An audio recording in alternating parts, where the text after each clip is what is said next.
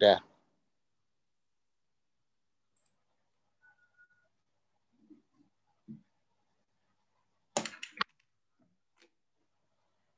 Berikut soal P18.3. P18.3 ini tentang likuidasi dari Jun.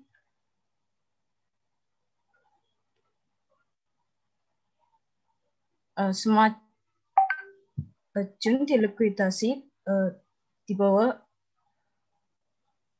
undang-undang kebangkrutan. Semua Jun aset dikonversikan ke cash, dan cash yang tersedia untuk membayar semua klaim sebesar 400.000. Yang pertama, klaim tentang administrative expense, kemudian merchandise creditor yang dijaminkan oleh inventory, kemudian merchandise creditor, kemudian mortgage holder, kemudian ada pajak berupa local government dengan state government, kemudian gaji yang belum dibayar, lalu loan yang tidak dijaminkan pada bank lokal, kemudian customers untuk merchandise yang prepaid merchandise yang belum dikirim. Kemudian disuruh untuk mengurutkan klaim tersebut tadi, kemudian distribusi cash-nya. Berikut urutan klaimnya. Yang pertama yaitu fully secured. Fully secured yang pertama dari mortgage holders dengan interestnya sebesar 275.000, kemudian merchandise creditor yang dijaminkan dengan inventory tadi sebesar 75.000, kemudian total dari fully secure tadi sebesar 350.000. Untuk kemudian peringkat yang selanjutnya yaitu unsecured priority yang berupa administrative expenses sebesar 10.000, kemudian gaji yang belum dibayarkan sebesar 45.000, kemudian untuk customers yang belum dikirim merchandise-nya sebesar 2.000, kemudian pajak state government sebesar 2.500, kemudian yang dari local government sebesar 3.500, kemudian di total sebesar 63.000. Peringkat selanjutnya yaitu unsecured non-priority yang berupa merchandise creditors sebesar 24.000, kemudian loans unsecured dari lokal bank prinsipalnya sebesar 25.000 dengan interestnya 5.000. Di total menjadi 54.000. Semua klaim di total menjadi sebesar 467.000. Kemudian untuk distribusi cash yang tersedia yang tadi Jun sebesar 400.000. Yang pertama didistribusikan ke mortgage holder dengan merchandise creditor yang dijaminkan oleh inventory dengan total 350.000. Kemudian sisa dari cash tersebut yaitu sebesar 50.000 dibagi dengan peringkat selanjutnya yaitu yang unsecured priority sebesar dengan total 63.000. Kemudian ini hasil persenannya sebesar 79,3665%. Dari persen ini unsecured priority dikalikan kemudian dibagikan dari administrative expenses menjadi yang awal mulanya 10.000 menjadi 7.936,5. Untuk peringkat selanjutnya gaji yang belum dibayarkan sebesar 35.714,3. Kemudian customers untuk yang merchandise yang belum dikirimkan sebesar 1.587,3. Kemudian untuk tax yang state government sebesar 1.984,1. Kemudian tax yang dari local government 2.777,8 dengan di total 50.000. Karena ini total antara fully secured dengan unsecured priority sudah memenuhi 400.000, maka untuk unsecured non priority tidak ada distribusinya. Sekian, terima kasih.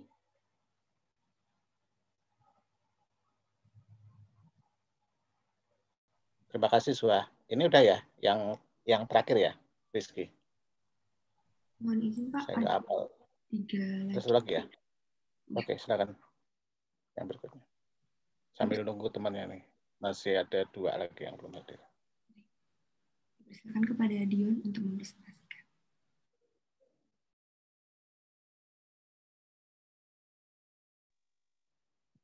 Baik, Pak. Izin share screen.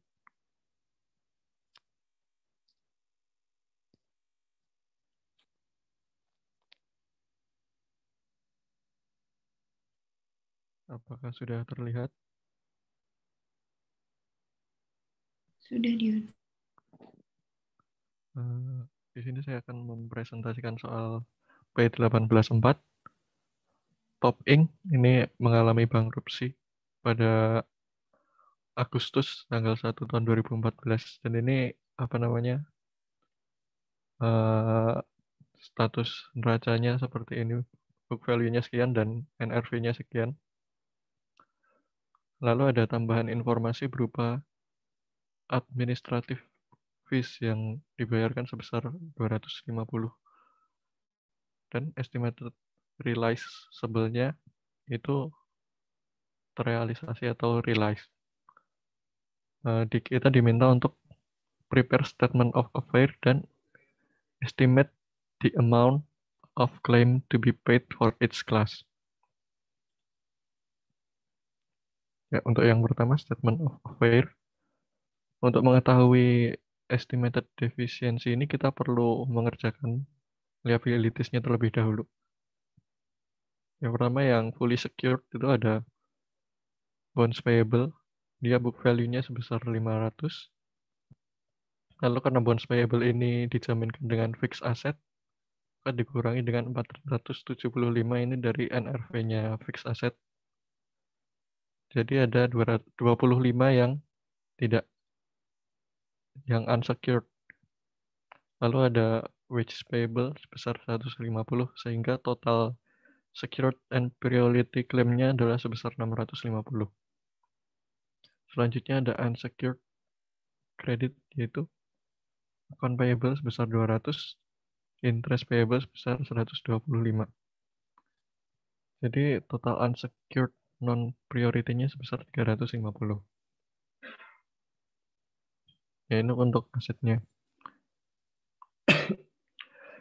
Secured creditor-nya, fixed asset net-nya sebesar 475, dikurangi dengan bonds payable sebesar 500, jadi tidak ada yang tersisa untuk unsecured creditor. Lalu cash-nya sebesar 250, akun receivable-nya book value 150 tapi NRV-nya 125, inventory book value-nya 200 tapi NRV-nya sebesar 100. Jadi totalnya adalah 475 dikurangi wages payable sebesar 150. Jadi total yang tersedia untuk unsecured credit sebesar 325, sedangkan di sini tadi total unsecured non-priority-nya sebesar 350, jadi ada estimated deficiency sebesar 25. Untuk estimated payment per dollar untuk tiap kelasnya, untuk cash available-nya sebesar 950, ini dari total estimated net realizable value. Terus ada bonds payable yang secured oleh fixed asset tadi, lalu ada administrative expense dan wages payable, jadi totalnya ada 875. Yang tersisa untuk unsecured non-priority credit adalah sebesar 75. Lalu yang unsecured non-priority credit ada account payable sebesar 200 dan bonds payable yang tidak terjaminkan tadi sebesar 25. Lalu ada interest payable sebesar 125. Jadi totalnya ada 350. Jadi distribusi per dolarnya itu 75 dibagi 350 sama dengan 0,21. Jadi utang $1 ini hanya bisa dibayar dengan 0,21. Lalu kita mencari yang dibayarkan untuk setiap kelasnya. Yang pertama partially secured ada bonds payable sebesar 475 dan yang bonds payable unsecured ini dari 0,21 dikalikan 25. Jadi ada 5,25. Totalnya menjadi 480,25. Yang kedua ada unsecured priority, ada administrative expense sebesar 250 dan wages payable sebesar 150. Jadi totalnya ada 400. Lalu yang terakhir ada unsecured non-priority. Itu ada account payable sebesar 200, tapi hanya bisa terbayar 42 dan interest payable sebesar 25 dan hanya bisa terbayar sebesar 26,5. Jadi totalnya adalah 68,25. Sekian, Pak. Oke, terima kasih. Latihan sudah ya? Rizky? Ada 2 lagi Pak untuk yang BIMS. Yang itu, yaudah, terus aja nggak apa-apa. Silakan. Baik. Tapi kalau itu, ini yang wajib ya? Udah semua yang wajib ya? Yang wajib udah semua Pak. Oke, nanti aja deh yang itu ya. Saya mau lanjut dulu aja. Baik. Satu lagi belum gabung, nggak tahu kenapa, Rizky. Masih kami hubungi Bapak. Sepertinya masih ada kendala di laptop kalau yang terakhir. Oke.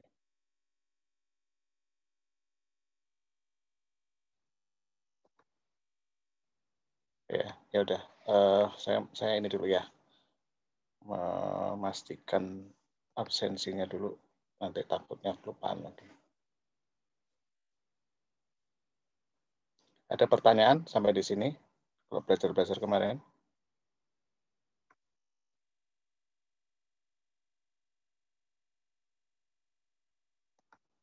Belum ada. Oke. Kita akan masuk ke reorganisasi ya. Jadi kalau saya katakan sebelumnya, reorganisasi itu perusahaan yang dibangkrutkan dikasih kesempatan sebelum dilikuidasi.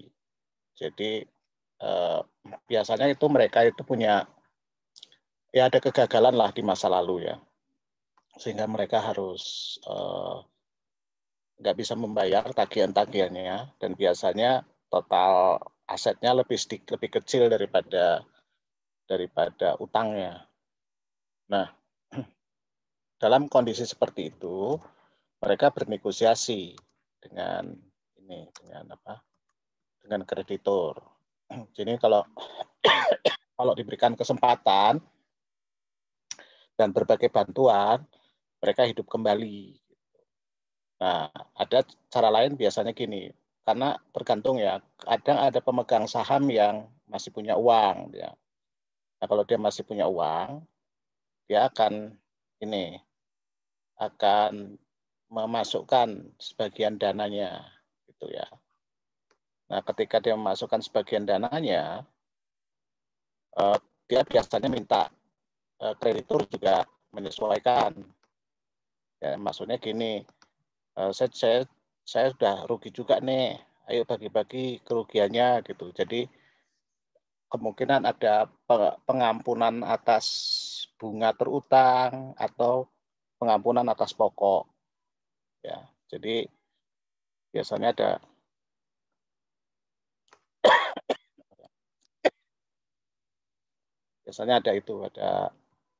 hal seperti itu. Nah, kemudian supaya sehat, supaya total asetnya dan total utangnya itu lebih besar total aset, maka biasanya sebagian dari utang itu juga dikonversi menjadi saham yang kita sebut debt swap. Ya. Nah, itu polanya. Jadi untuk bisa seperti itu akan ada proses negosiasi yang panjang. Pada sisi kreditur, mereka akan membentuk yang namanya komite kreditur. Ya, pada sisi pemegang saham, mereka juga membentuk komite, karena biasanya pemegang saham itu juga banyak, ya, kreditur juga banyak. Kalau mereka bernegosiasi, berdiskusi dengan jumlah banyak seperti itu, nggak akan pernah bisa selesai gitu. Jadi mereka pakai perwakilan. Ya, sama seperti di Indonesia itu untuk ngurus negara, kita punya Dewan Perwakilan Rakyat. Ya. Coba kalau kita semua berdebat di situ untuk menentukan kebijakan negara apa enggak, repot aja urusannya ya. Nah, jadi tadi saya katakan bahwa reorganisasi itu nanti ada proses di mana mereka menemukan kesepakatan bagaimana mengubah struktur badan neraca sehingga sehat. Lalu biasanya mereka butuh juga uang, ya, uang untuk modal kerja karena kan pasti nggak ada uangnya. Nah itu mereka bisa pinjam. Nah untuk bisa pinjam harus sehat dulu. Nah di sini biasa seperti yang sebelumnya, nanti ketika dalam proses reorganisasi biasanya ada pengelolanya, tapi kemungkinan besar masih manajemen karena manajemen lah yang paling tahu apa yang terjadi. Dalam situasi-situasi ada kecurangan aja biasanya yang diminta adalah manajemen baru atau trustee. Tapi bisa juga pemegang saham mencari manajemen yang baru yang memang terbiasa mengelola perusahaan-perusahaan seperti ini. Itu bisa juga. Tapi biasanya memang tetap di bawah kendali manajemen yang dikelola oleh pemegang saham, bukan dikelola oleh kreditur. Ya tadi saya sebut. Nah di sini udah saya jelaskan ya keuntungan kerugiannya ya. Itu pertama mereka bisa merenegosiasi berbagai kontrak, bisa juga melakukan ini PHK dan sebagainya yang kemungkinan dalam kondisi normal tidak bisa. Terus yang kedua, mereka bisa menunda tuntutan dari kreditur, ya, sehingga mereka bisa berjalan dengan baik tanpa harus kesusahan mencari uang. Yang ketiga, mereka bisa mengatur lagi dengan restrukturisasi debt swap itu biasanya membutuhkan persetujuan yang sulit kalau dalam kondisi normal. Nah, dalam kondisi restrukturisasi itu persetujuannya tidak sesulit dalam kondisi normal. Kelemahannya prosesnya panjang, mahal sekali, dan seringkali belum tentu juga perusahaan bisa kembali berjalan dengan normal, yang akhirnya juga dilikuidasi dan uangnya jauh lebih kecil daripada sebelumnya. Jadi waktu dulu mereka kesulitan, mereka minta reorganisasi. Sebenarnya kalau waktu itu langsung likuidasi, mungkin anggaplah saya satu kreditur ya, untuk setiap dolar mungkin masih dapat 50 sen. Tapi kemudian setuju restrukturisasi, ternyata nggak sukses juga. Nah, akhirnya dilikuidasi. Ketika dilikuidasi, ternyata saya hanya mendapatkan per satu dolarnya 20 sen. Gitu. Jadi bisa situasinya seperti itu. Nah, salah satu yang penting adalah yang namanya rencana reorganisasi. Rencana reorganisasi ini yang adil dan ini ya, adil dan apa ini, fair. Ini kalau fair itu semuanya setuju sebenarnya bahasa Inggrisnya. Equitable itu memang adil dalam versi kita gitu ya. Nah, di sini nanti antara debtor, perusahaan yang meminjamkan, trustee, komite kreditur, komite equity, dan pihak lain. Kalau di Amerika udah nggak banyak pihak lain. Ya mungkin pemegang ini ya, perwakilan serikat pekerja misalnya gitu. Tapi kalau di Amerika udah nggak boleh lagi perwakilan dari pemerintah. Karena perwakilan dari pemerintah sudah diwakili oleh pengadilan. Nah, biasanya untuk mempercepat ya proses itu biasanya mereka juga langsung jadi bisa juga kreditur dan beberapa pihak yang paling tidak yang besar-besar sudah setuju dulu gitu. Jadi waktu file untuk ke chapter 11 mereka juga sudah langsung menyerahkan reorganization plan. Jadi lebih cepat gitu. Nah, apa isinya rencana reorganisasi ini? Ini kalian bisa lihat ya. Saya nggak mau jelaskan secara detail.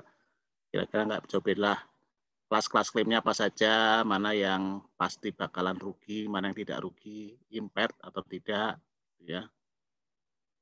Mana saja klaim-klaim yang akan rugi, akan mendapatkan lebih rendah daripada seharusnya, memerlukan semua klaim yang sama, kemudian melakukan caranya apa nanti, apakah misalnya ada properti yang tetap dimiliki atau merger gitu, atau modifikasi atas tanggungan atau memperpanjang jatuh tempo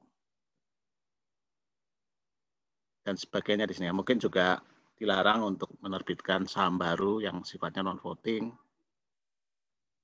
Lalu ada provisi bagaimana memilih jabatan di perusahaan yang konsisten dengan kepentingan semua pihak. Oke ya, saya lanjut lagi. Yang pasti kalau di masa lalu kreditur yang paling banyak aktif ya, tapi semenjak era mungkin sekitar 25 tahun terakhir itu yang namanya shareholder activism, di mana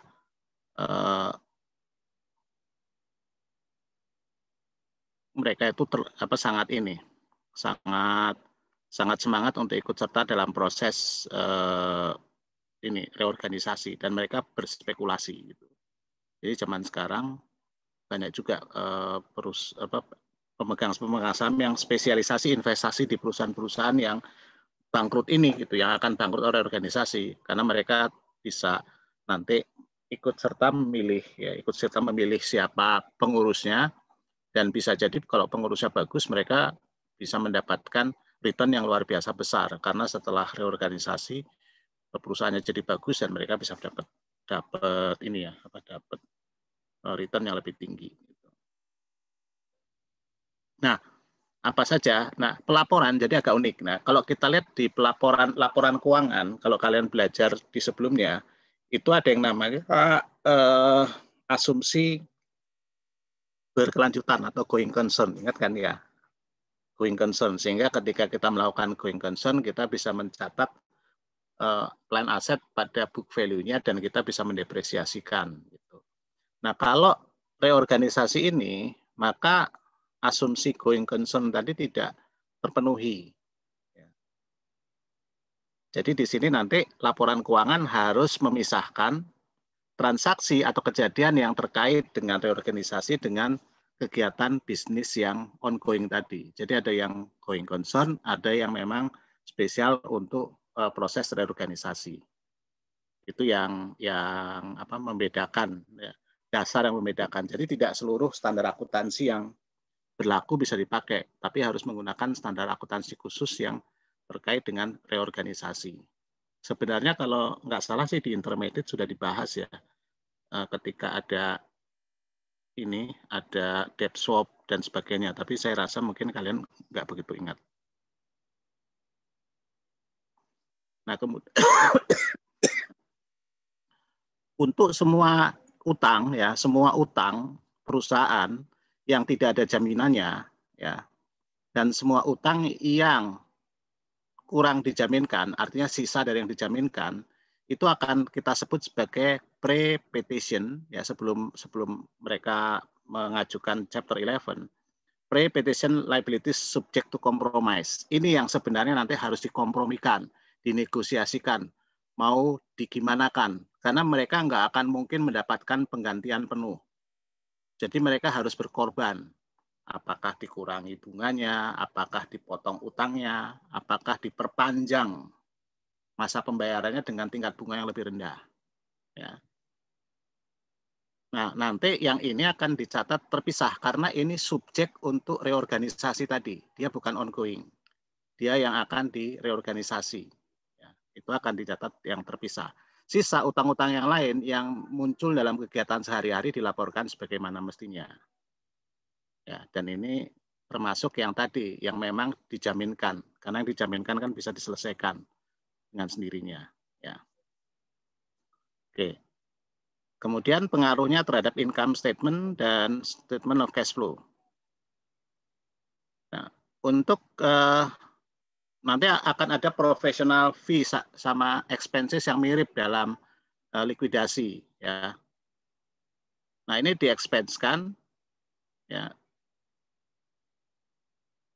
akan dilaporkan terpisah sebagai reorganization item, kecuali yang memang untuk terkait dengan penghentian. Jadi dalam proses restrukturisasi itu bisa saja beberapa divisi dihentikan. Itu nanti aturannya kalian harus ingat waktu kita membahas discontinued operation pada intermediate. Semoga kalian ingat ya. Kalau nggak ingat nggak apa-apa, nanti baca lagi.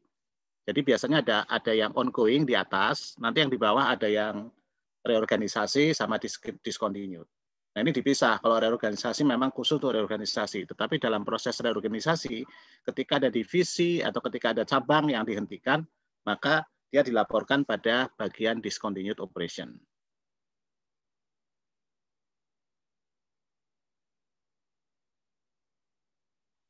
Kemudian interest expense yang mungkin akan dibayarkan, ya itu dicatat.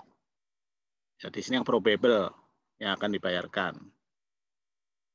Kalau jumlahnya berbeda dengan kontraktual, misalnya begini, jadi karena situasinya reorganisasi, nggak mungkin kan membayar dengan tingkat bunga normal, maka kalau ada perbedaan dengan tingkat bunga normal atau kontrak sebelumnya, itu dilaporkan. Jadi misalnya di sini ya, Interstate Bakeries itu menunda pembayaran utangnya atas 100 juta dolar pre-petition liabilities.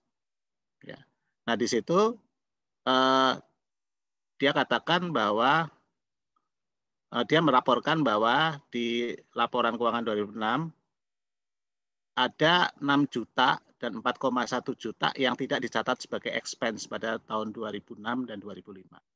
Ini sebenarnya expense yang berbeda. Jadi di income statement yang dicatat sebagai interest expense adalah bunga yang kemungkinan besar akan dibayarkan.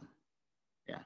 Kalau nggak akan dibayarkan, maka dia ditunda pembayarannya. Nah, ketika ditunda pembayarannya dilaporkan sebagai catatan laporan keuangan. Jadi bisa saja dia sebenarnya mungkin yang dicatat sebagai interest expense hanya 2 juta. Ya. Totalnya yang seharusnya dibayar 8 juta. Yang 6 juta nggak dibayar, dia catat sebagai catatan laporan keuangan. Namanya juga perusahaan lagi susah kan, dia kan nggak akan mungkin bayar bunga semuanya. Dalam banyak kasus malah bunganya tidak dibayarkan semuanya, menunggu proses reorganisasi selesai. Nah kalau ini khusus ya, nanti cash flow, dia harus pakai direct method kalau nggak salah. Tapi boleh juga pakai indirect method asal ada penjelasan lebih lanjut. Jadi khusus dalam kondisi reorganisasi justru cash flow yang statement of cash flow yang disarankan pendekatannya direct method. Kalau kalian ingat dalam kondisi normal indirect method, ya. Nah tapi kalau di sini direct method yang jadi prioritas, boleh pakai indirect tapi harus ada penjelasan dalam bentuk direct method. Nanti ada juga beberapa catatan tambahan ya yang diperlukan, misalnya ketika perusahaan dalam keadaan direorganisasi itu nggak bisa dikonsolidasi. Jadi ketika perusahaan dalam kondisi akan bangkrut atau dalam proses reorganisasi itu tidak bisa dikonsolidasi. Tapi perusahaan boleh membuat yang namanya condensed combined financial statement. Dia yang menggabungkan semua perusahaan yang dalam status sedang direorganisasi. Ini aja lah, kalian nggak belajar sampai sejauh itu ya. Tapi yang penting gini, perusahaan yang dalam chapter 7 atau chapter 11 itu tidak akan dikonsolidasi. Dia akan dilaporkan terpisah dalam bentuk condensed combined financial statement sebagai informasi tambahan. Nah, ketika perusahaan direorganisasi, ya, perusahaan ini bisa muncul sebagai perusahaan baru, atau sebenarnya perusahaan lama saja yang memang berlanjut, ya. Nah, jadi kalau perusahaannya muncul sebagai perusahaan independen baru, artinya dia tidak di bawah kekuasaan pemegang saham lama, ya, maka kita harus menunjukkan bagaimana laporan keuangannya, ya. Itu yang paling penting di sini. Nah, di sini untuk bisa tahu, kita harus tahu yang namanya reorganization value. Jadi reorganization value ini adalah nilai ya dari fair value dari entity tanpa mempertimbangkan liabilities-nya. Berapa nilai perusahaan yang baru tadi, yang setelah direstrukturisasi tadi. Ya. Caranya gimana? Paling umum adalah pakai pendekatan discounted cash flow. Kalian mungkin nggak banyak belajar, mungkin belajar sedikit kalau dosen finance-nya bagus ya di mata kuliah manajemen keuangan. Tapi ini biasanya anak-anak yang di 3 penilai mereka mempelajari. Artinya nanti akan ada, mereka akan menghitung berapa cash flow dari perusahaan yang baru ini tadi, ya. Lalu ditambah ada penjualan aset yang tidak diperlukan di bisnis yang baru. Nanti future cash flow tadi di present value-kan ke sekarang. Itu yang namanya reorganization value. Nah, reorganization value ini sebenarnya menunjukkan berapa banyak yang dapat diperoleh kreditor. Ya, berapa banyak yang akan didapatkan kreditor dari perusahaan yang baru. Kemudian berapa banyak saham yang akan didapatkan oleh setiap kreditor. Nah, ini contoh ya.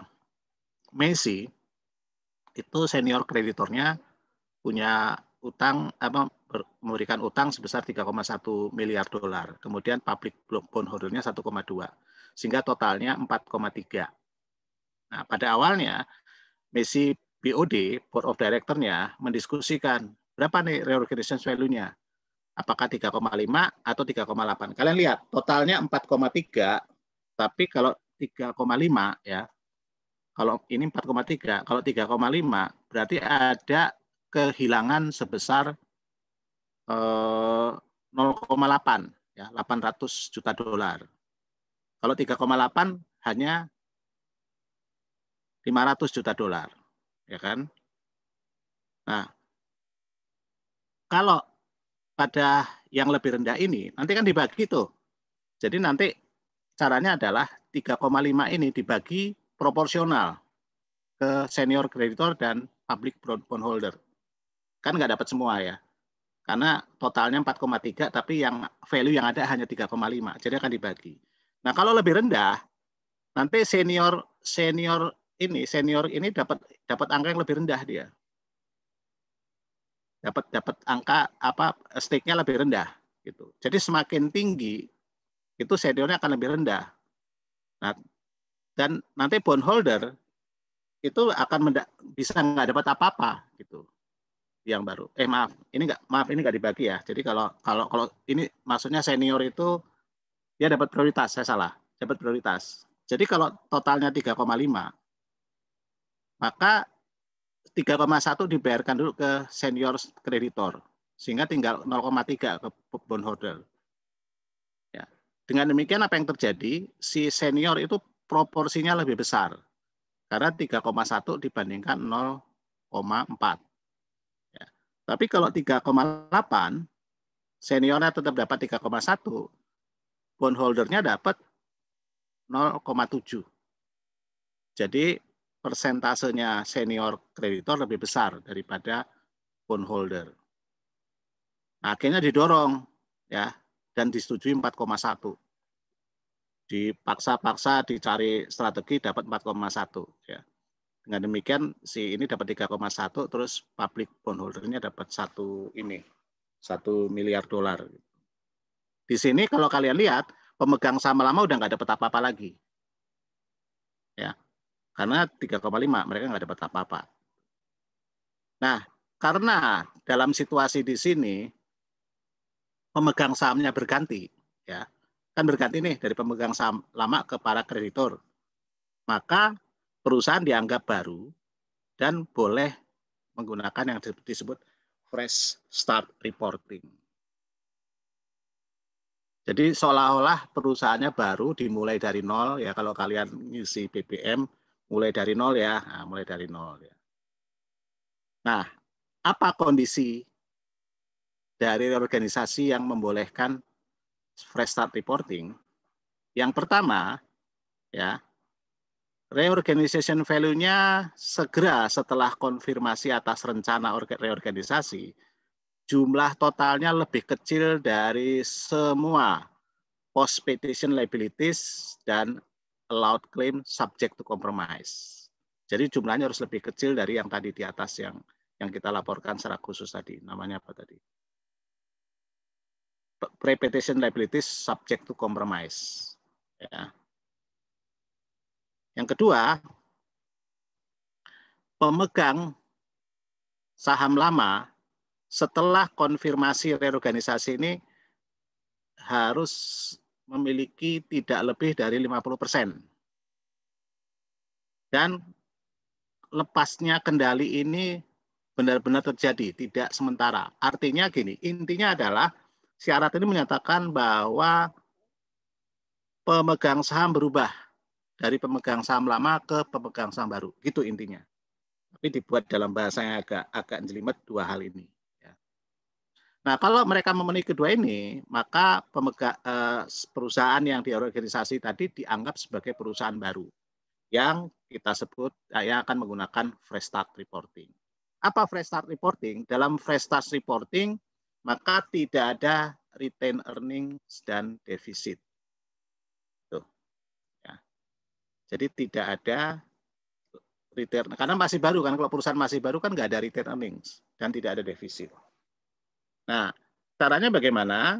Nah, pertama begini caranya. Cara pertama adalah kita alokasikan reorganization value ke identifiable asset.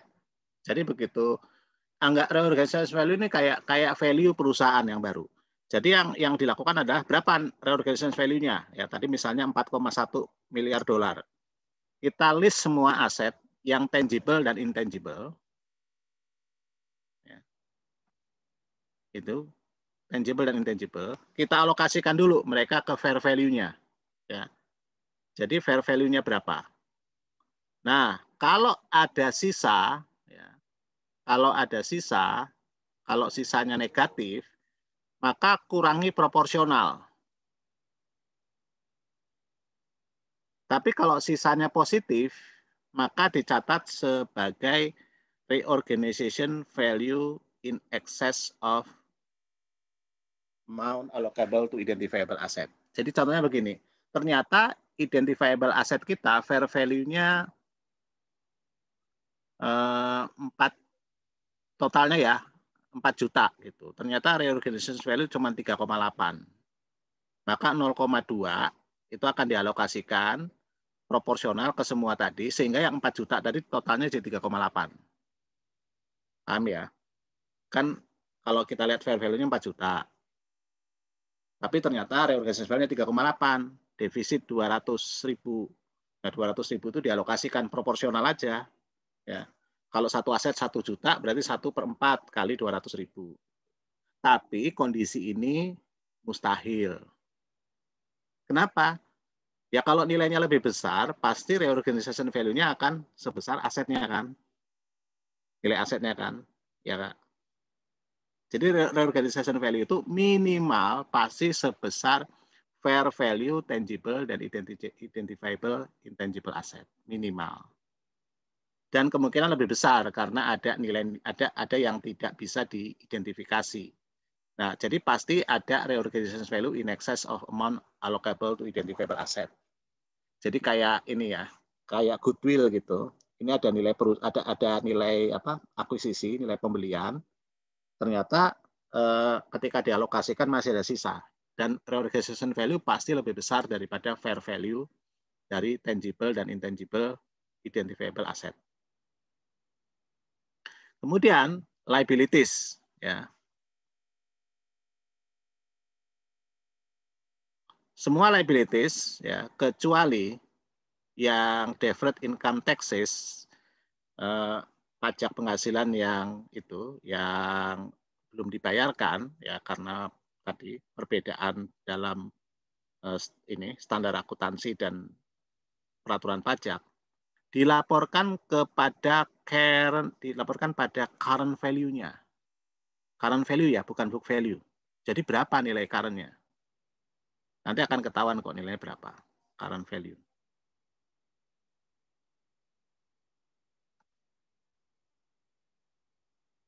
Nah, untuk deferred income taxes, ya, karena perusahaan sebelumnya rugi, ya kalau ingat ya, kalau perusahaan rugi, dia bisa menggunakan kerugiannya untuk mengurangi pajak tahun berikutnya kan, betul nggak?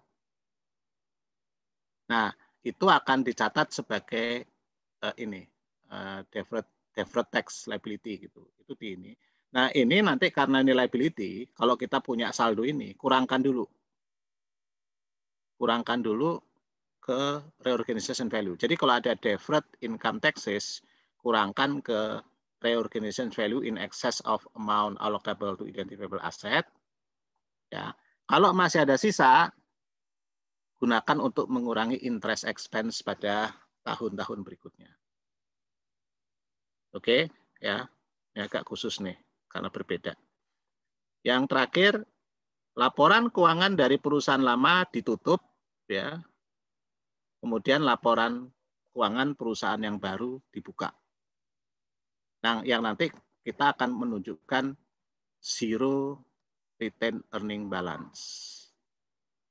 Oke, jadi ini 3 proses nanti dalam membuat fresh start reporting. Kemudian ada disclosure tambahan, kalian apalkan saja ya,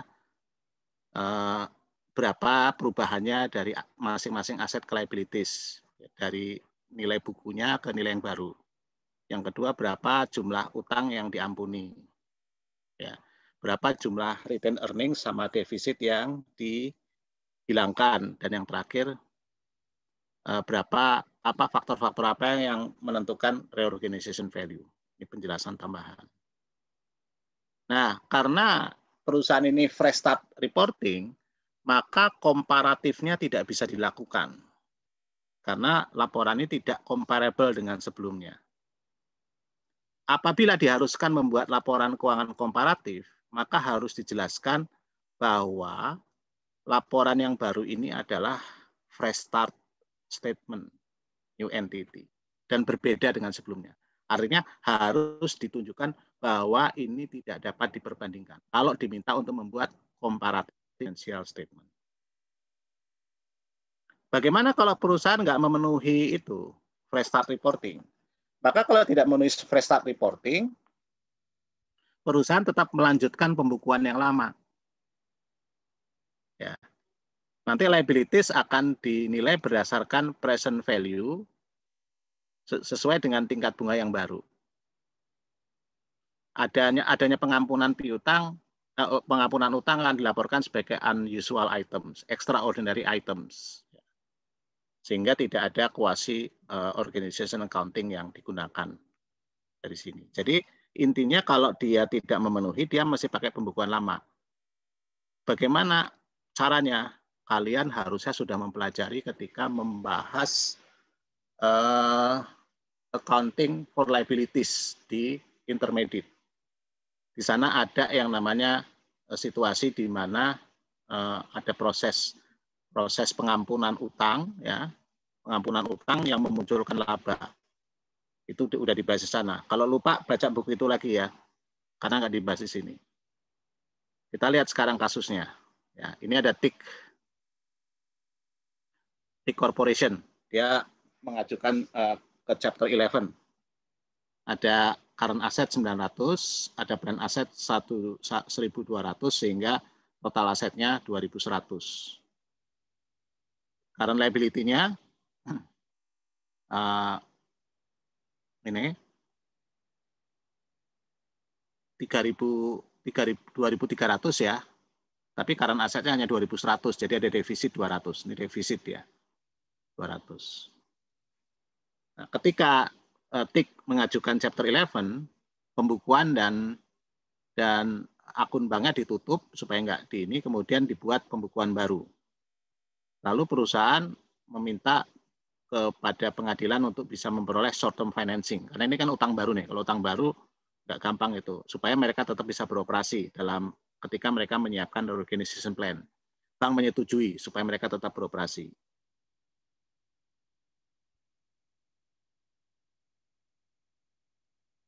Selama 2016, ya selama mereka beroperasi, itu tidak ada pre-petition liabilities yang dibayarkan, nggak ada pembayaran utang dari yang sebelumnya. Tapi mungkin kalau utang dalam proses utang yang baru dalam proses ini mungkin ada gitu ya. Misalnya mereka beli barang, ada accounts payable, terus mereka bayarkan mungkin ada. Kemudian tidak ada bunga yang dibayarkan ya, ke bank note atau bonds payable.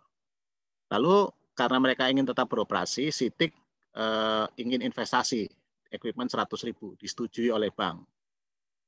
Ini mempunyai umur 5 tahun, pakai straight line. Kemudian kita dapat informasi depreciation expense untuk aset-aset yang lama. Kemudian cost yang terkait dengan proses Chapter 11 kebangkrutan ini, termasuk expense ke kreditor komite, equity holder komite, semuanya di-expense-kan dan dibayar secara cash. Oke. Pada awal, ya, ketika ini di-file, pada mereka di-file, si TIK akan mereklasifikasikan semua utangnya ke liabilities subject to compromise. Kalau kita lihat liabilities-nya apa saja, accounts payable, taxes payable, accrued interest on bonds, sama note payable. Ada bonds ya, 2.300. Nah, ini semua diubah ya, didebit, dikredit sebagai akun baru, liabilities subject to compromise 2.300. Paham ya? Tadi yang di bagian awal semuanya dibuat ke ini baru. Nanti ini sebagai item atau akun tersendiri. Jadi di akunnya tidak ada lagi akun payable dan sebagainya. Kalau ada accounts payable, berarti accounts payable dalam proses yang baru, bukan yang sebelum proses reorganisasi.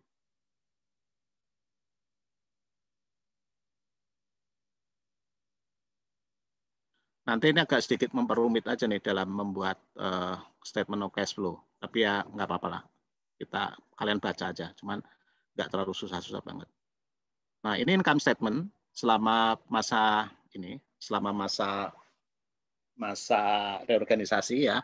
Ada sales 1 juta, cost of sale, wages dan sebagainya. Kalau kalian lihat dia cukup bagus nih. Kenapa? Karena dia masih dapat laba ya, dapat laba 100.000. Artinya dia masih ini. Cuman karena proses Chapter 11 ada ini biaya-biaya terkait ini cukup mahal ya, sebenarnya cukup mahal, 450.000, sehingga defisitnya net loss-nya tambah 350.000. Ya, awalnya 700 ya, ingat return earnings debit 700, sekarang jadi 1.050.000. Kemudian kalau kita siapkan neracanya bentuknya seperti ini. Jadi aset tetap ditunjukkan seperti ini jelas. Nanti kalau nggak salah ada equipment baru ya. Equipmentnya kalau sebelumnya kalian lihat kan tadi ada 100.000 equipment baru yang dibeli ya.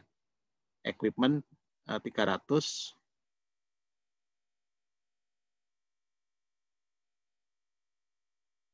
Nah sini 330 net. Mungkin ada beberapa equipment yang sudah dijual juga gitu ya. Nah ini short term borrowing tadi yang 150.000 yang diizinkan oleh pengadilan. Ini accounts payable dari proses bisnis yang baru, yang ini wages salaries payable dari proses bisnis yang baru. Jadi utang selama masa reorganisasi 300.000. Ini utang yang sebelum masa reorganisasi 2.300.000. Lalu stockholders equity sekarang defisitnya 1.050.000 sehingga total defisit 550.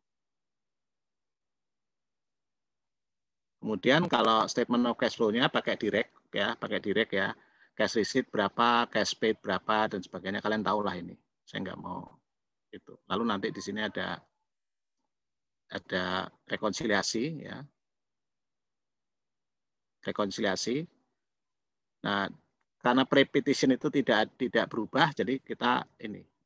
Ini ada yang penting ada post petition aja. Jadi pre-petitionnya nggak boleh masuk dan kemudian nggak ada perubahan juga kan. Jadi yang khusus saja yang berbeda di sini ada increase in post petition liabilities, itu aja bedanya. Nah,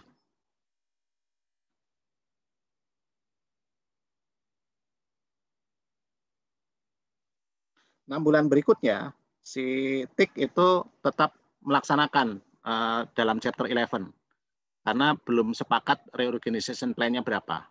Ya, jadi mereka sebelum ada kesepakatan mereka tetap berjalan dalam proses bisnis sampai ini. Jadi di sini akhirnya disepakati 1,5 tahun. 2016 1 tahun sama 2017 selama 6 bulan, 1,5 tahun. Nah, selama 1,5 tahun ini informasinya. Ini waktu awal, ini tanggal 30 Juni, sehingga ada perubahan-perubahan. Ya. Cash-nya naik, akun turun, dan sebagainya. Defisitnya sekarang turun dia, ya, karena lebih baik. Income statement-nya selama 6 bulan tadi, jadi kita perlu tahu angka pada tanggal 30 Juni ketika kita menyepakati reorganization plan. Nah, di sini ini angkanya ada sales, ada cost of sales, wages, dan sebagainya. Earning 180, professional fee sekarang agak turun hanya 130 sehingga ada net income 50. Defisitnya turun dari 1.050 ke 1 juta. Nah, inilah reorganization plan-nya disepakati. Jadi setelah bernegosiasi secara intens, maka reorganization value-nya disepakati 2,2 juta. Ya, dengan pembagian sebagai berikut. 15% bonds payable, jadi saldo bonds payable yang disecure oleh land and building, ya, itu diubah menjadi 500.000 saham biasa dan 500.000 senior debt 12%. Ya, jadi yang totalnya kita lihat ya, bonds payable ke atas nih karena nggak kelihatan.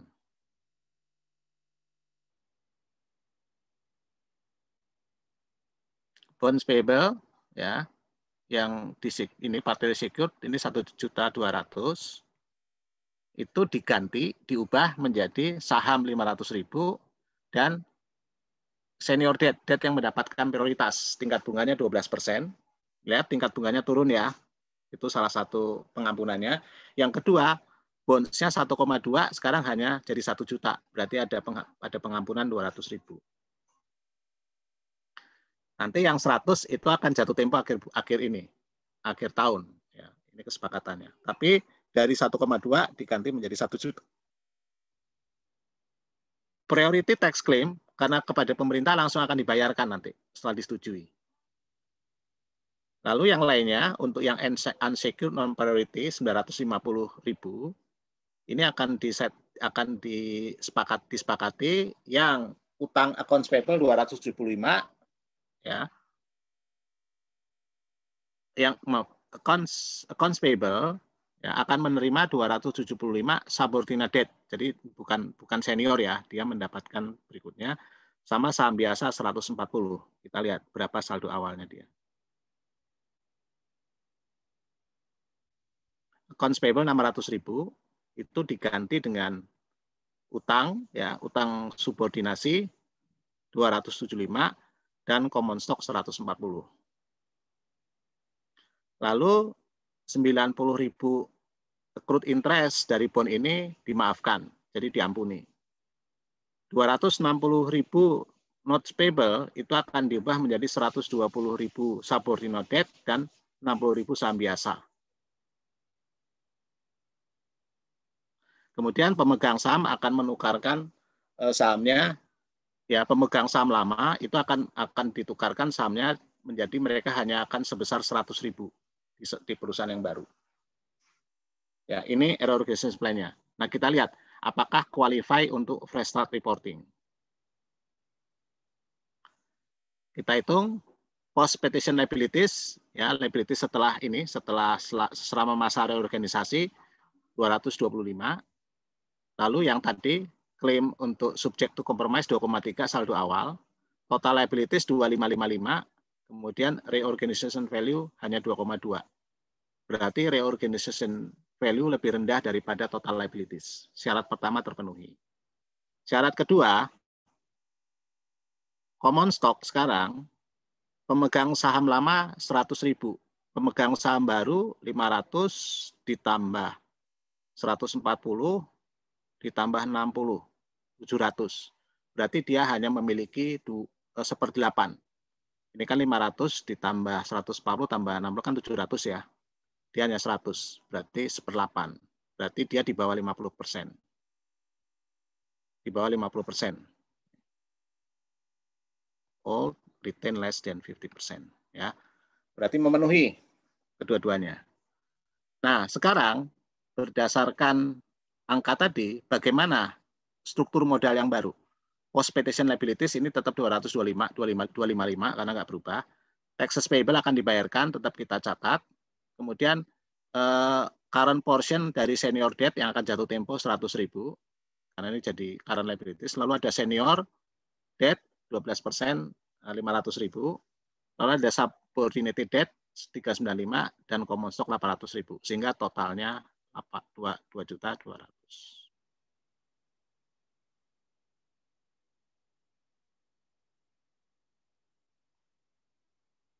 Oke ya. Nah, kalau sudah jadi, sebenarnya ini harusnya ada satu jurnal lagi. Jurnalnya membalik jurnal di sini. Ya. Ini harusnya dibalik nih jurnalnya. Karena sudah disepakati. Dibalik. Ya. Jadi ingat ya, jurnal ini dibalik dulu. Yang tadi, liability subject to compromise. Lalu munculkan yang ini. Ini dihilangkan. Dihilangkan semua ya, yang tadi yang harus dihilangkan semua. Lalu munculkan yang baru, senior debt 500, yang current 100, subordinated 395 berdasarkan di atas ini, common stock new 700. Lalu kita catat gain on debt discharge. Jadi ada laba dari sini. Dari utang-utang lama tadi yang dihilangkan. Ya. Kemudian common stock yang lama kita debit, munculkan common stock yang baru. Kreditkan additional paid-in capital di sini. Lalu kita tahu tadi ada perbedaan antara fair value sama book value, kan dicatat pada fair value ya, reorganization value-nya. Maka ini datanya fair value-nya, book value-nya. Jadi perbedaan yang angkanya lebih besar ditambah, angkanya yang lebih kecil dikurangi. Di sini ternyata ada loss. Ya, loss on asset revaluation 105.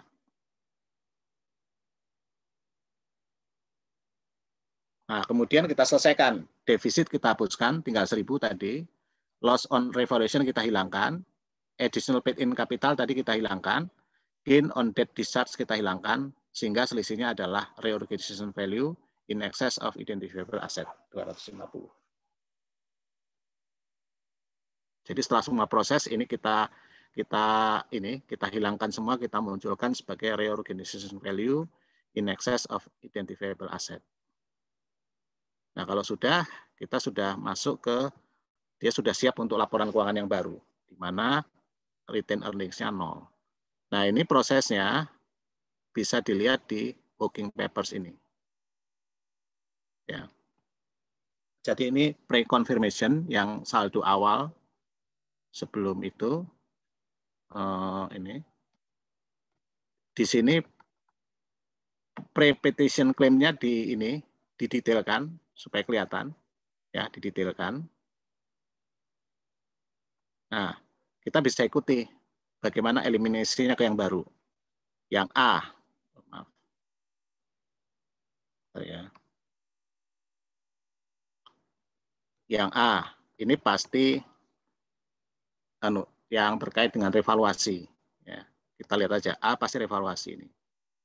25, kita lihat lagi A-nya mana saja ini. Oh ya, ini B juga revaluasi. Semuanya kalau revaluasi masuk ke defisit. A, B revaluasi, B revaluasi, C revaluasi, D revaluasi, E revaluasi. Ya, A, B, C, D, E itu revaluasi semua.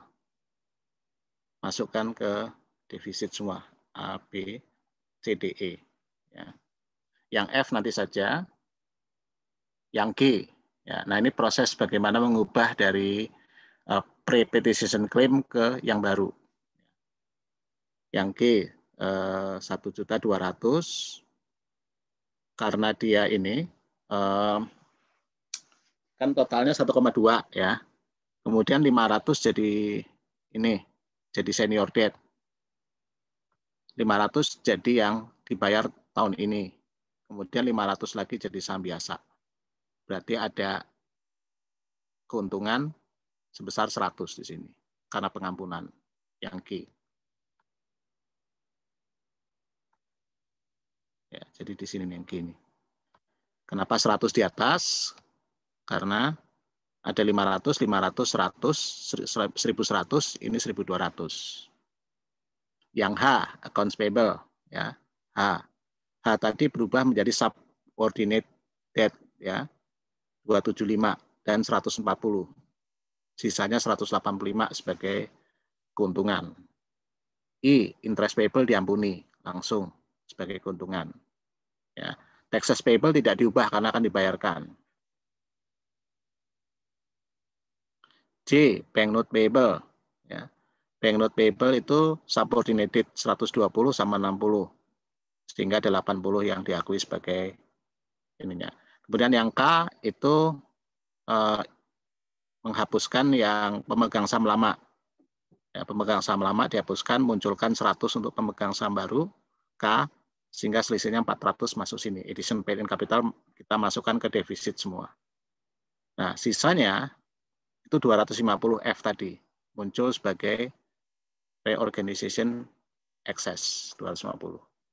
Di sini kalau kalian lihat, bawah, kuncinya di bawah, kemungkinan ada reorganization excess ya, kuncinya di bawah, itu return earnings 0. Saham baru sekian, ini ke struktur modal yang baru, ya. Ada ini utang selama masa post petition, ini taxes payable, lalu ada current portion dari bond, ya yang 500 tadi, yang 100, 500 itu senior debt, 395 itu subordinated debt, dan saham biasa 800.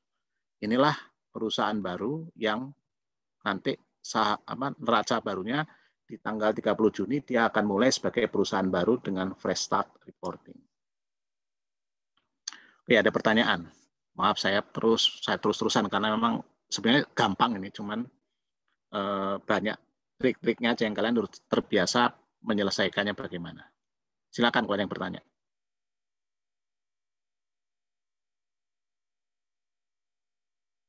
Oke, kalau belum ada, satu teman kamu kemana tuh si Rizky? 30 terus dari tadi.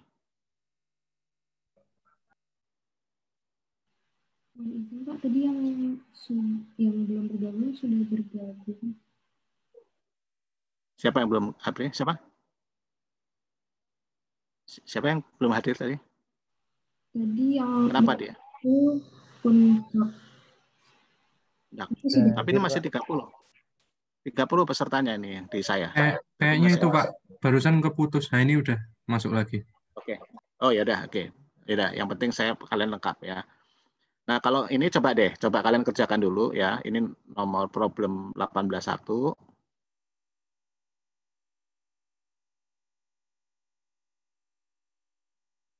Eh, 18.1 ya. Itu kan qualify nggak fresh start reporting.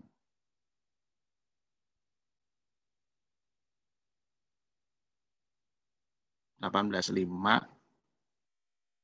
18.6, 18.7 ya. Saya kasih waktu 1 jam. Jadi sekarang 8.35, kita ketemu 9.35. 9.30 deh ya, setengah jam ya. Karena yang paling bawah ini susah. Paling nggak saya nanti bisa minta 2 orang dulu.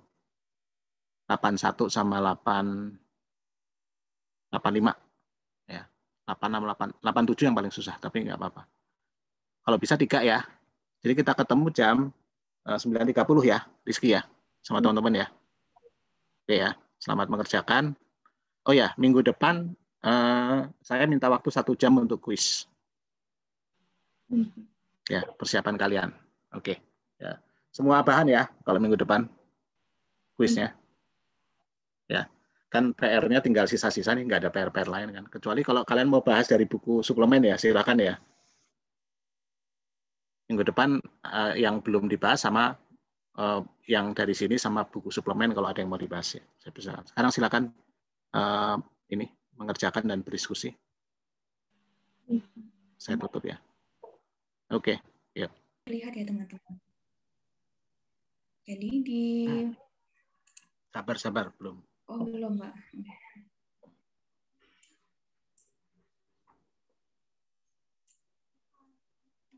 Apakah sudah terlihat? Ya, sudah.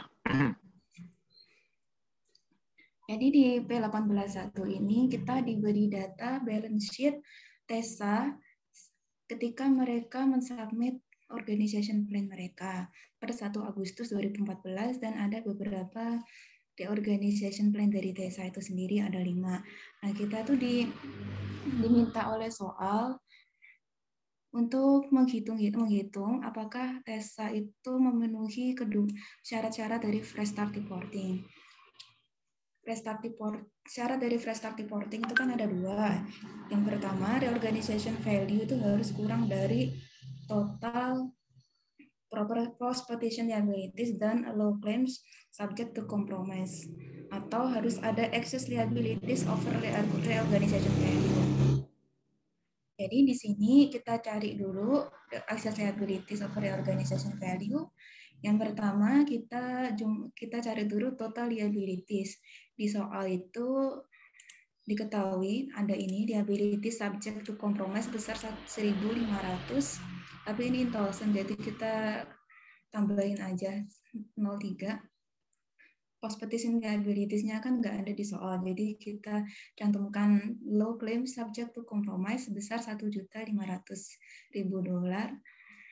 sehingga total liabilities-nya sebesar low claim subject to compromise itu sendiri 1.500.000. Berikutnya kita kurangkan dengan reorganization value. Reorganization value itu nyarinya di sini. Jadi post petition liabilities-nya nggak ada. Lalu ada tax payable. Dari soal diketahui di sini. Account payable, bentar. Priority tax claim of 100.000 will be paid after the organization plan is confirmed. Jadi kita masukin aja di sini tax payable sebesar 100.000. Berikutnya ada current portion of senior debt sama senior debts itu ada di organization plan yang pertama. Jadi bondholder agree to accept 200.000 new common stock, 150.000 senior debt of 12% bond, dan 50.000 tax payable pada 31 Desember 2014. Jadi ini kita masukin 2 ini sebesar yang diketahui di organization plan-nya, 50.000 dan senior debt 12% bond sebesar 150.000. Berikutnya ada subordinate debt yang diketahui di soal juga di poin ketiga, ada 300.000 subordinate debt. Berikutnya ada common stock.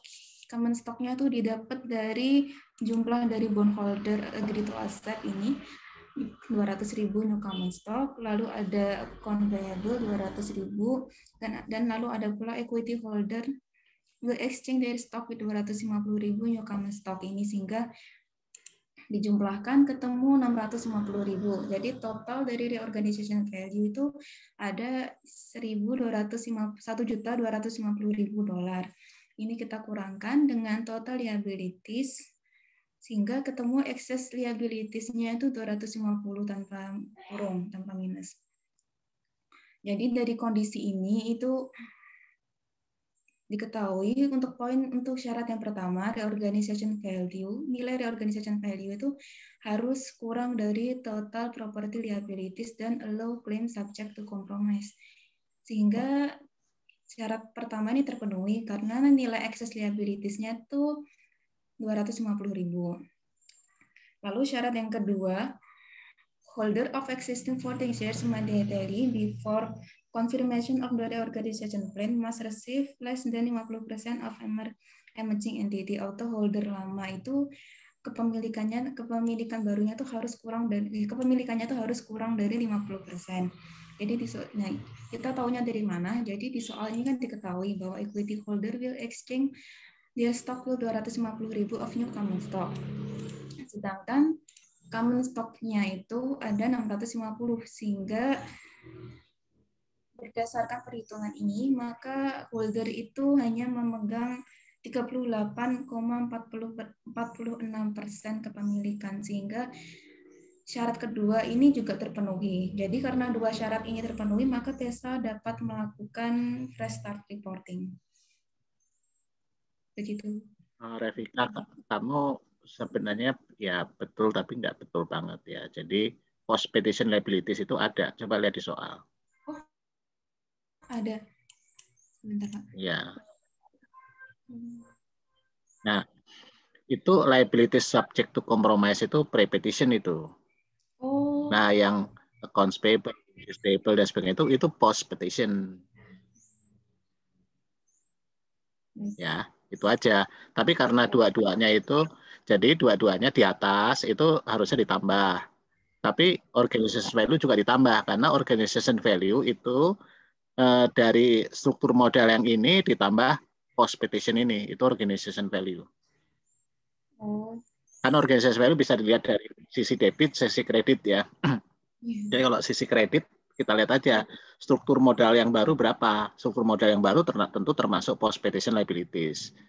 Jadi karena di atasnya kamu nggak masukin berapa ini 800.000, tapi di organization value juga nggak kamu masukin 800.000, ya jawaban kamu masih betul gitu loh. Tapi nggak betul banget ya, itu aja bedanya. Sama yang kedua, yang kalau kamu jawab itu saya tadi nggak ngelihat apakah ada perhitungannya nggak yang nomor 2, syarat nomor 2. Ada Kan Pak, kamu nggak ke bawah. Iya Pak, tapi di sini bawah. ada tipe Pak. Tapi di sini Oh ada iya, ya harusnya 650 harusnya 900. Ya, oke ya sudah, oke ya, makasih ya. Ya Pak. Silakan yang nomor berapa tadi? Nomor 6 apa? Soal 5 ya, problem 5 ya.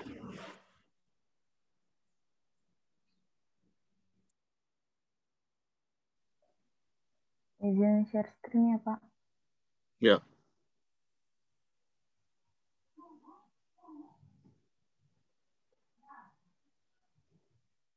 Apa sudah terlihat? Ya, sudah.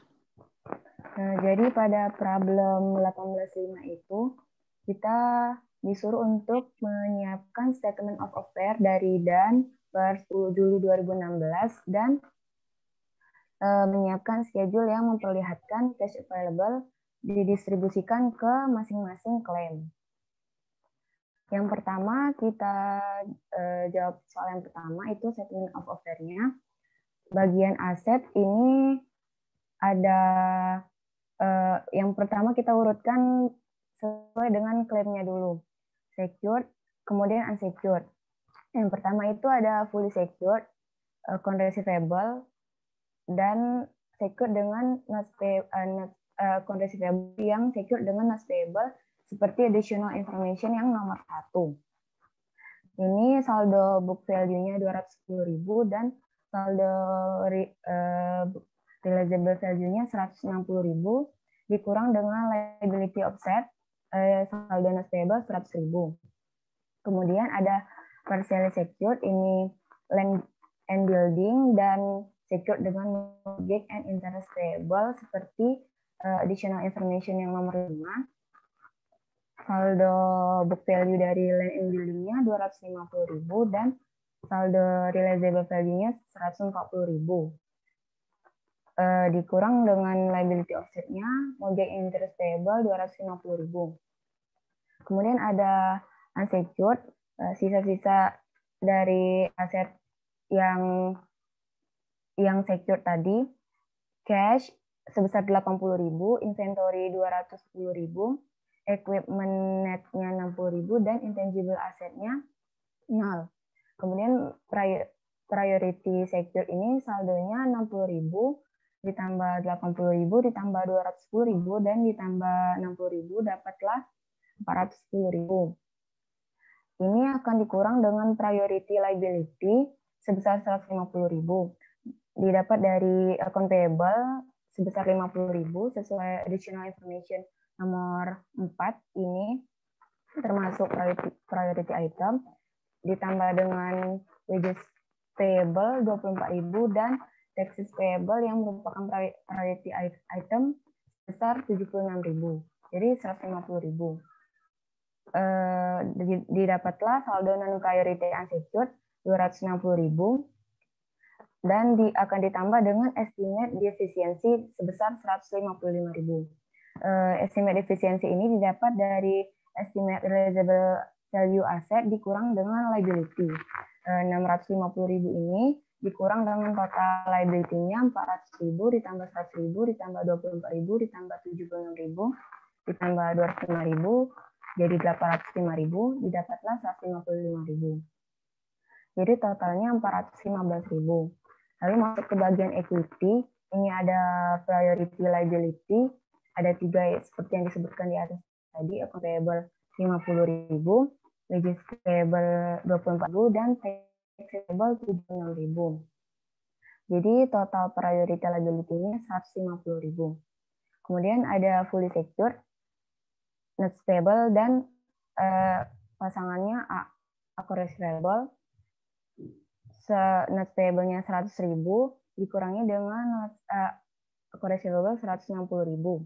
Ini ada selisih 60.000. Kemudian ada partially secured, ini mortgage and interest payable sebesar 205.000 dan secured dengan land and building sebesar 140.000. Dikurangi didapatlah 65.000. Ini akan masuk ke unsecured and non priority. Untuk unsecured-nya ini ada account payable sebesar 350.000. Total saldonya 415.000 sama seperti aset tadi. Jadi sudah balance. Kemudian masuk ke schedule cash available yang iya, Pak. Nah, saya koreksi dulu. Kamu tadi betul, tapi cara kamu menjelaskan kayaknya kamu nggak mengikuti cara kamu mengerjakan. Harusnya ketika di atas kan dapat ini ya, dapat non priority unsecured 260 ya. Iya, Betul nggak? Iya. Yang di atas ini yang ada non priority unsecured 260. Nah, harusnya kamu berhenti karena kamu nggak mungkin ketemu 155 karena 415-nya kan belum ketahuan dari mana. Betul nggak? Kamu kerjakan yang di bawah dulu kan? Coba ke bawah. Nah, ke bawah dapat 415 di sini kan? Baru karena 415 ini supaya balance ini 415 sehingga estimated defisiensinya ketemu 55 gitu loh.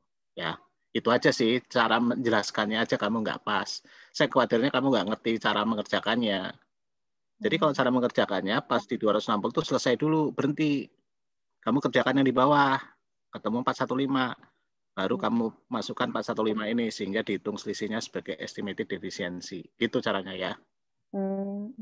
Oh, berarti bukan estimated defisiensi ini berarti bukan dari ini saldo ini dikurang sama total saldo liability-nya ya, Pak? Bukan dari bawah, dari perhitungan di bawah sini ya. Walaupun kamu bisa juga dari situ, tapi harusnya perhitungan dari bawah sini lebih mudah. Ini 415 nih.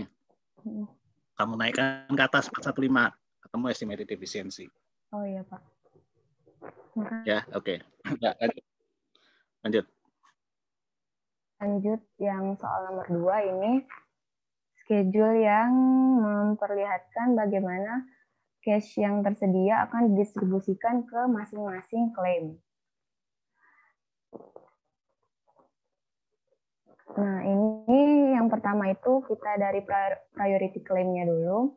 Ada administrative expense, ini sesuai pada asumsi yang B, ini ada didapat dari fee untuk likuidasi perusahaan, klaimnya 11.000, amount to paid-nya juga 11.000. Account payable sebesar klaimnya 50.000, amount to paid-nya juga 50.000. Wages payable ini klaimnya 24.000, amount to paid-nya juga 24.000. Taxes payable klaimnya 76.000, amount to paid-nya juga 76.000. Lalu ada fully secured, ini ada notes payable, klaimnya 100.000, amount to paid-nya juga 100.000. Dan ada partially secured, ini ada mortgage and interest payable, klaimnya 205.000 dan amount to paid-nya 140.000. Kemudian sisanya kan ada 65.000. 39.000 ini didapat dari 65.000 itu dikali dengan 60%. 60% ini portion of recovery didapat dari cash available sebesar 650.000. Ini sesuai dengan asumsi yang A bahwa estimate realizable value ini benar-benar bisa dijadikan cash. Jadi masukkan saldo yang ini tadi 650.000 dikurang dengan pay to priority 161.000 dikurang dengan pay to fully secured 100.000 dikurang dengan pay to partially secured 140.000 dan didapatlah cash available for unsecured 249.000. Lalu untuk dapat portion of recovery ini, cash available for unsecured ini akan dibagi dengan unsecured claim. Unsecured claim ini ada partially secured, yaitu mortgage and interest payable tadi, 205.000 dikurang dengan 140.000, 65.000, dan account payable dari 400.000 saldonya dikurang dengan 50.000 yang menjadi priority claim. Jadi tinggal 350.000. Totalnya 415.000. Lalu dibagi 249.000 dibagi dengan 415.000 dapatlah 60% dan dikali dengan 65.000 itu tadi. Jadi ada 39.000 yang masih bisa dibayar dan 26.000 akan benar-benar di write off.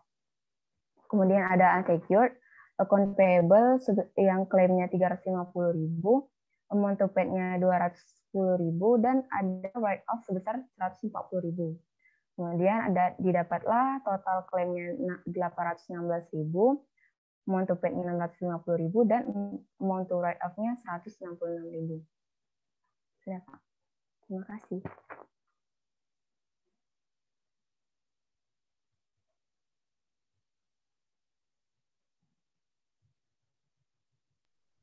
Kayaknya sebenarnya saya dulu ya. Karena kayaknya kamu waktu klaim di atas, yang di atas belum memperhitungkan ini, memperhitungkan yang 11.000 tadi. 11.000 apa? 11.000 ini ya. Estate itu di atas estate tadi. Ya kan? Nah, ini coba saya lihat dulu soalnya. Itu kan disetujui. Oh, oke, jadi yang paling atas tanggal ini tanggal 1 Juli, tanggal 10 Juli, tanggal 10 Juli sebagai berikut.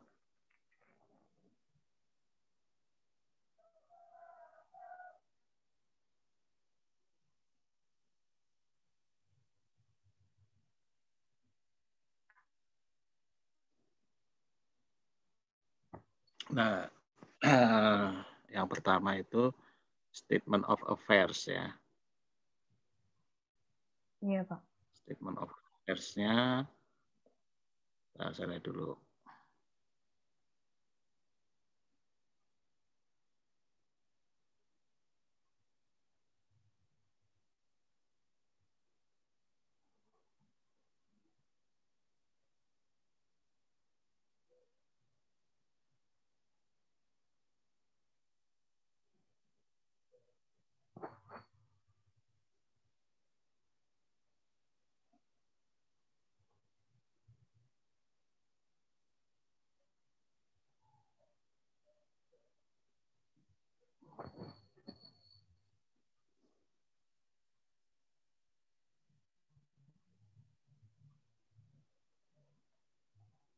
Oke, statement of affairs-nya betul ya. Nah, iya betul. Karena statement of affairs itu dibuat sebelum ini ya, sebelum apa? Sebelum ada pembayaran ke trustee fee. Oke, udah betul. Terima kasih. Pak. Terima kasih, Pak. Yuk. Yang berikutnya kalau mau masih satu lagi bisa? Baik, Pak, izin share screen. Ya.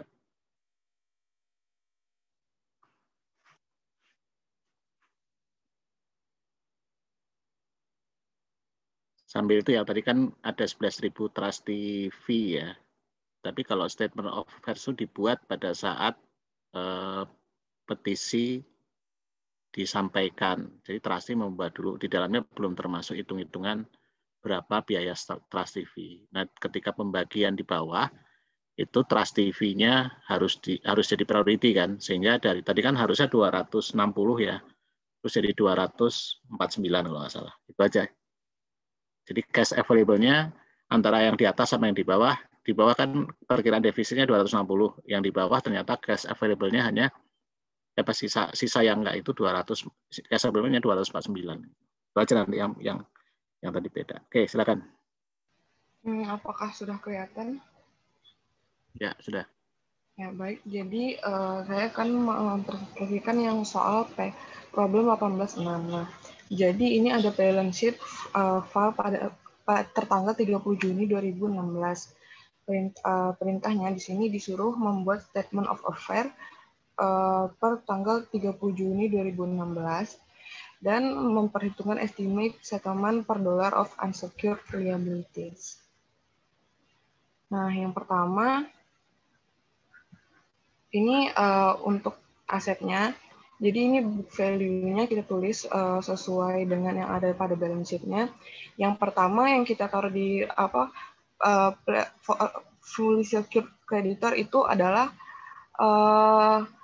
land and building, karena di sini di keterangan ditulis land and building have a combined appraisal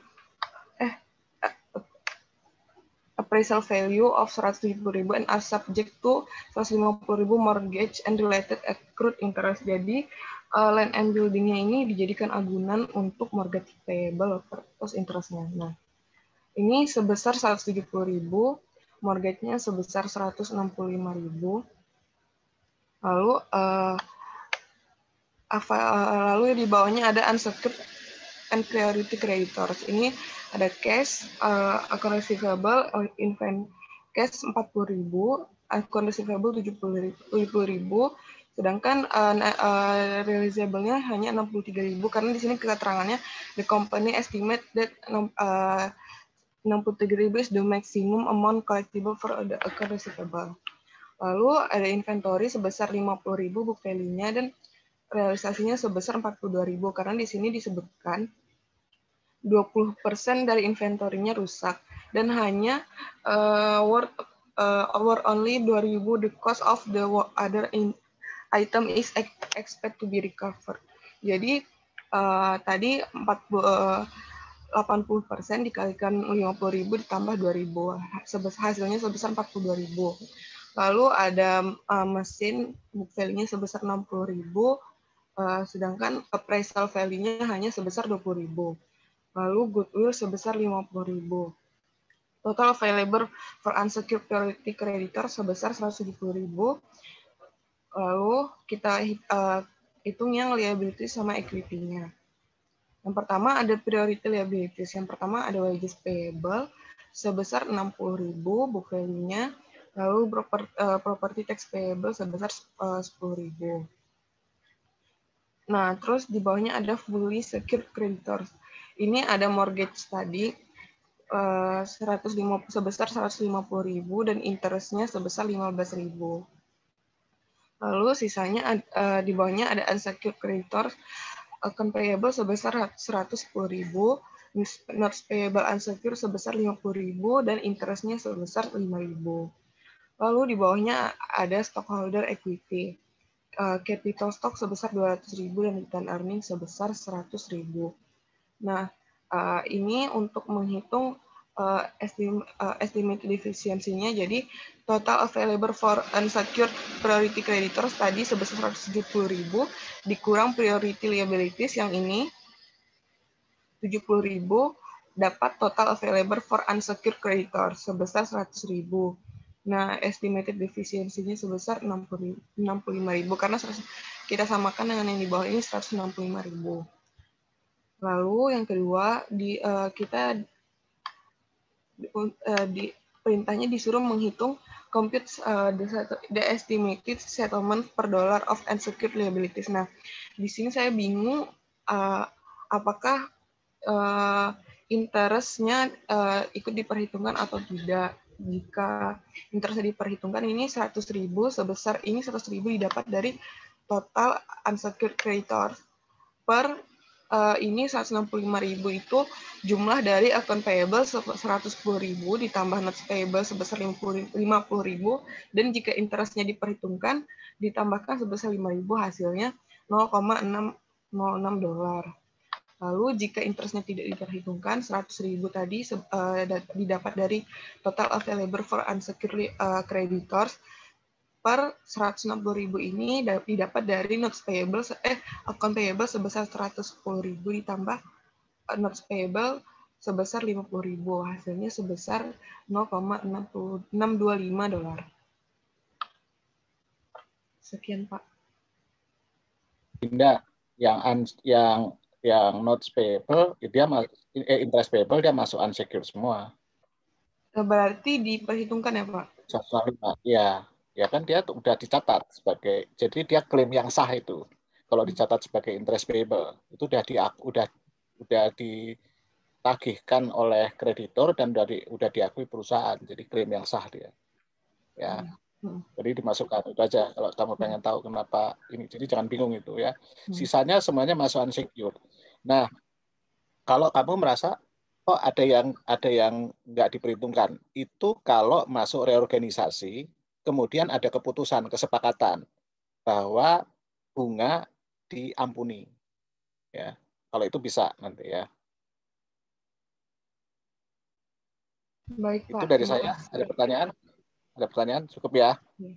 Sekarang kan ini soal umum ya. Nanti yang soal-soal yang dari buku itu silakan dikerjakan, dipresentasikan silakan. Kita punya waktu mungkin untuk kalian persiapan nanti. Saya bagi dua aja lah. Kita punya waktu 150 menit, 75 menit kita membahas beberapa lagi yang ingin kalian presentasi.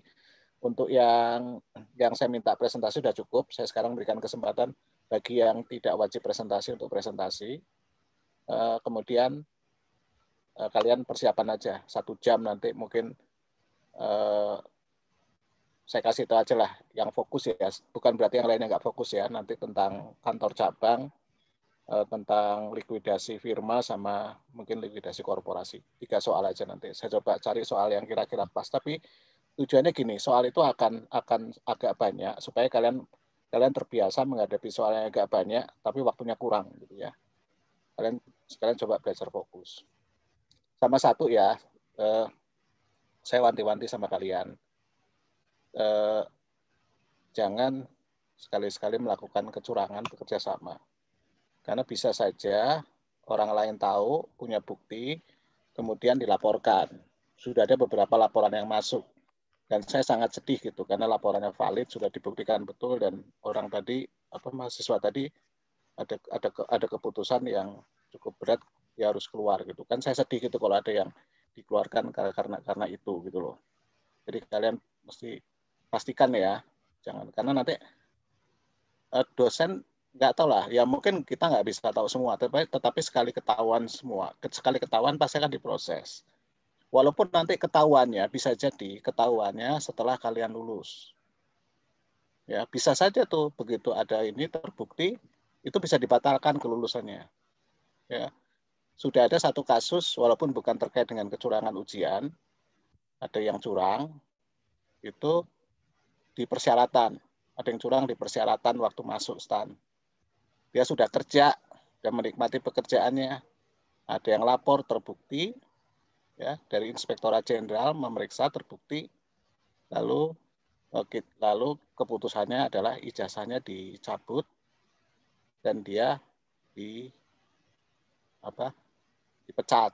Nah, kan berat gitu ya. Jadi kelihatannya kalau kalian terdesak pada saat ujian, mendingan kalian apa adanya saja gitu kan. Dan sebenarnya nilai itu kan banyak ya. Ya saya nggak tahu, mungkin beberapa dosen saklek. Kalau saya enggak lah. Saya beberapa nilai-nilai kalian yang terkait dengan di kelas kayak presentasi, kemudian aktivitas, saya hanya ngeliat, saya pakai model ini aja atau PR gitu ya. PR saya lihat kelengkapannya. Kalau kalian lengkap, saya berikan nilai minimal tertentu. Nilai minimalnya itu tidak merugikan siapapun. Ya. Absensi penuh 100 sudah pasti. Paling gampang absensi karena saya bisa tahu kalau PR saya biasanya memberikan nilai cukup maksimal. Maksudnya saya tahulah nilai berapa yang kira-kira nanti membuat kalian yang nilainya rendah naik ke atas, tapi yang nilainya di atas nggak terlalu turun ke bawah. Ya, saya akan buat misalnya yang dia sudah dapat A ya tetap dapat A gitu loh. Ya, artinya akan membantu kalian yang di bawah, yang misalnya C atau D atau C gitu atau B minus gitu, itu bisa bantu. Tapi yang dari atas juga nggak turun. Terus kalau nilai kuis ya sudah kan, kalian kerjakan aja lah. Tapi saya juga nggak akan, saya berikan nilai minimal tertentu yang nggak bikin kalian jatuh karena kuis gitu. Terus tinggal sikap kan, kalau sikap saya anggap aja seperti absensi. Kalau kalian nggak ada masalah apapun ya sudah, saya anggap oke semua ya. Jadi sekarang kalian tinggal fokus di ujian kalau di saya. Tapi kalau di dosen lain, mestinya kalian nabung yang itu gitu loh. Ya. Itu ya. Karena ini udah waktunya mepet, kalian akan ujian akhir, saya nggak ingin kalian semua itu hasilnya nggak membuat kalian merasa senang. Dan satu lagi titip, jangan curang. Kalau ketahuan, karena kalau ketahuan itu sistemnya bagus di sini, ketahuan nanti masuk SPI akan ngundang menginformasikan kepada Kaprodi, pada Kajur, itu mereka akan panggil dosen, begitu terbukti ya sudah, jadi nggak bisa diintervensi siapapun. Gitu. Ya udah, kalau kalian diputuskan drop out sama komisi, akan diproses drop out. Jadi hati-hati gitu ya. Kadang-kadang ada beberapa orang tua yang itu terus bilang, kok nggak pengertian, nggak ini gitu loh. Kan kalian udah diingatkan, jangan curang. Jadi itu dari situ. Kalau kemudian setelah diingatkan curang, ya sistem yang bekerja gitu ya. Kalau sistem yang bekerja itu nggak bisa apa-apa. Nanti kalau kalian kerja coba deh, kalian akan, sekarang belum ya, tapi kalau nanti sudah selesai COVID, kalian akan datang ke kantor, kehadiran, itu pakai sidik jari. Terus begitu kalian mepet-mepet terus telat gitu, nggak bisa nyalain sidik jari kan, itu yang namanya sistem. Jadi sistem jangan disalahkan. Kalian harus menyesuaikan ke sistem sehingga kalian tidak ada masalah gitu ya. Sama lah kayak kalau kita punya motor itu berkendara gitu. Ada yang seneng kan iseng-iseng nggak pakai helm ya nggak, males saja kan. Ya nggak apa-apa nggak kena. Mungkin ada beberapa dari kalian yang curang. Ya nggak apa-apa nggak kena. Tapi sekali kena, sekali kecelakaan fatal ya. Saya ingat satu cerita.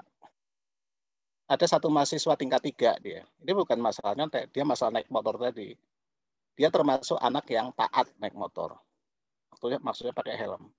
Suatu malam, karena dia ingin mengantarkan temannya, dia tidak pakai helm. Lewat di underpass yang di Bintaro itu. Dan ternyata ada lubang yang menganga cukup besar. Karena malam dia nggak melihat. Ya. Jalannya sih ya agak kencengan dikit karena sepi banget, karena tengah malam.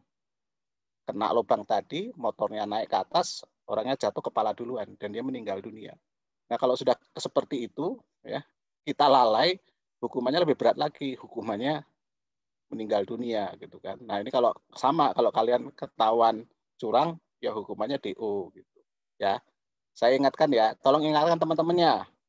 Kalau yang ada ingatkan aja, tugas kalian menurut saya mengingatkan teman-temannya jangan sampai mereka suatu saat kecelakaan, ketahuan, mereka DO. Nah kalau udah DO kayak gitu kan nggak bisa apa-apa ya. Jadi ingatlah, itu kita bicara integritas. Oke ya, selamat belajar, sampai ketemu minggu depan. Oke, saya pamit ya. Terima kasih, Pak. Terima kasih, Pak.